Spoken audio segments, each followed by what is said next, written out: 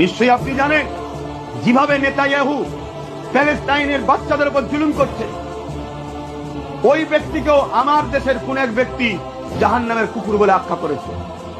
আপনি জানেন অনেক উলামারা তারা হযরতে মুআবিয়া হুজুরের বিরোধী যারা করে, বড় বড় উলামারা তারা মুআবিয়া হুজুরের বিরোধীকারীকে জাহান্নামের কুকুর বলে আখ্যা দেয়। যারা পড়াশোনা না জানেন পড়ুন, মৌলী সাহেব পড়ুন। কিলাবুন নার খারিজিদের ঘরে জাহান্নামের কুকুর বলেছে। কেন বলেছে? খারিজিদের খসলত কি ছিল? খারিজিরা মোমেনদের উপর অত্যাচার করত, মোমেনদেরকে জুলুম করত। এই যে বেঈমান মোমেনদের ঘরে কেস দেয়, মোমেনদের উপর জুলুম করে, মোমেনরা মসজিদ মাদ্রাসার জন্য আন্দোলন করবে, এরা কেস দেয়, এই তালিম কেস দেয়। এ মুসলিম সূরাতে দাবি করছে হচ্ছে খারিজ ইসলাম থেকে বেরিয়ে গেছে, অতএব একে মানুষ চিনতে পারছে না।